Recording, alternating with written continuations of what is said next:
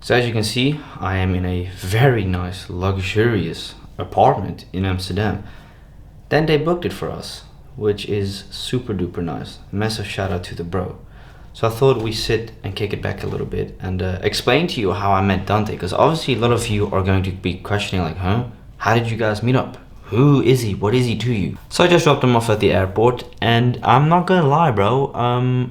It sucks seeing him go. He wasn't really keen on leaving neither. He kind of wanted to stay extra. If he could, he would, he said. But unfortunately, it's just because of work.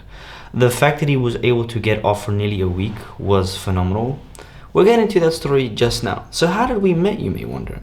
That is a very, very good question. Well, there is something called the internet, or the web browser, as some way say. And it just happened that he was like most of the people that I meet up with for the first time, or in general, watches my videos. He added me on Snapchat a few years ago, and this is in 2019. Now in the beginning, we didn't speak much. It was the occasional, hey, how are you? What are you doing? You know, when's the next video?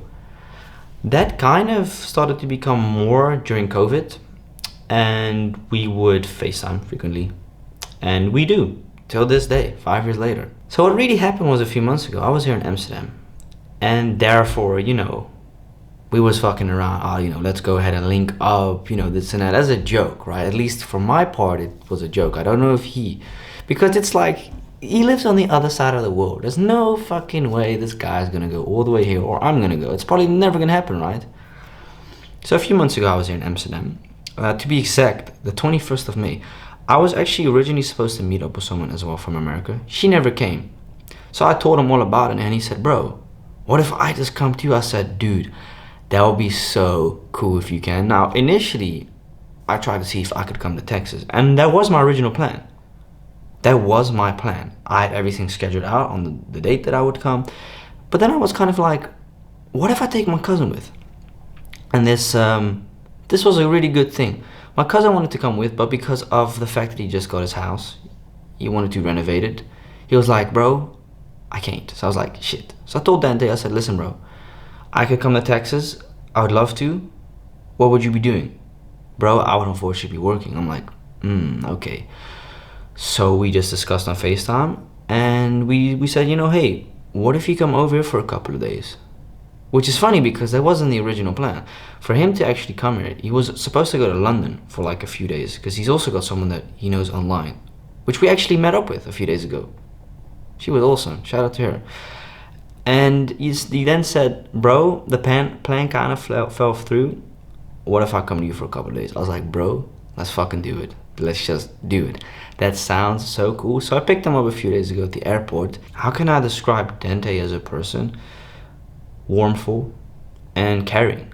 That is definitely something that I did not expect from him, because like I said, I only know him via online. Yes, we frequently FaceTime, we snap each other on a day-to-day basis, but to actually physically meet someone for the first time ever is very different than FaceTiming.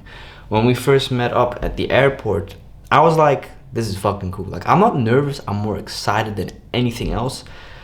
And it was not awkward at all. And I feel like the reason why it probably wasn't awkward was the fact that we've known each other 5 years online as friends. And we got to meet up for the first time, and it was dope. He honestly loved it, from what I can tell. We planned out everything according to what we wanted to do. Now, obviously, as you guys saw throughout the past vlogs, we've gone to Amsterdam. We've gone to Rotterdam. I actually let him meet my brother as well, and a very good friend of ours. Had an amazing time, and he loved everything about the Netherlands. It's funny because there was not one single negative thing he had to say about the Netherlands or the UK. Now, obviously, I've got my fair share of opinions about certain things in certain places. I like to share them, and I try to be as positive in the vlogs as possible. He's very positive as a person. It's insane. It's even to the point that I sometimes thought, bro, this is so unusual for us Dutch people. And as a Dutch person, it is so unusual to see someone that open and social. Because we Dutch people, it's a me culture, right? We don't give a fuck about the rest. Like, we're quite selfish in general. Now, obviously, I cannot and don't speak for every Dutch person, but in general, our culture is, it's me. It's all about me.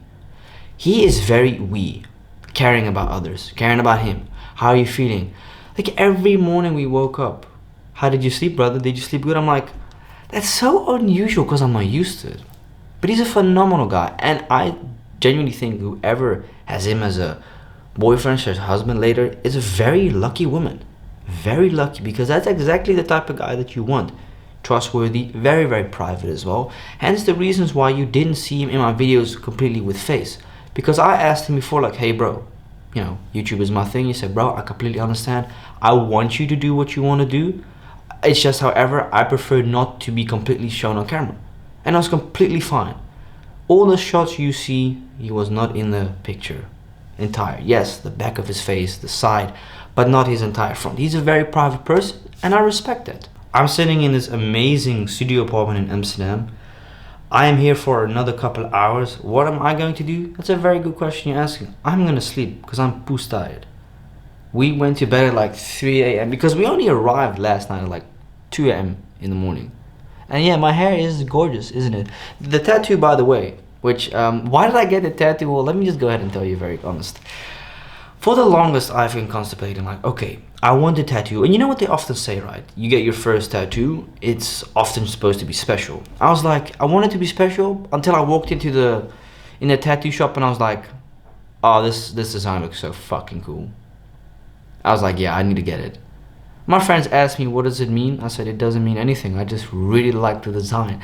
Now, here's the thing, and this is kind of a thing that my cousin warned me about prior before getting the tattoo.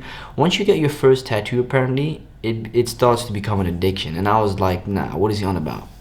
I've had this tattoo for a few days now. Let me just tell you, I want another one. Is that bad? That's a bad thing. Like, it's weird because if you would have asked me 3 years ago if I wanted to get a tattoo, I would have said fuck no. But I look at it like, tattoos are artwork. Now, this is never gonna get tattooed. Watch me say that now. I have a fucking eye tattoo here.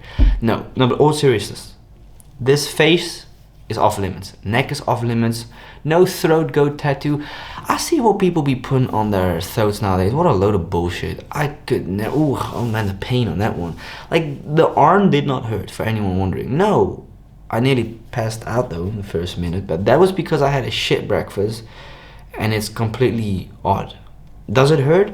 I guess it also kind of depends on what body part. And I guess if you're fat as fuck, it doesn't hurt. But if you're like skinny and you're boned, then yeah, it might hurt a lot. Rating it from a 1 to 10, 3.5. And that's me being very genuine. I have a very high pain tolerance, so I don't feel pain that quickly like other people. But in general, arms are pretty good. Shoulder, however, I feel like that's maybe a different story. I think the next tattoo probably will either... I don't know if I'm going to put one on my leg. I'm going to be very honest. I don't think that would look nice for me.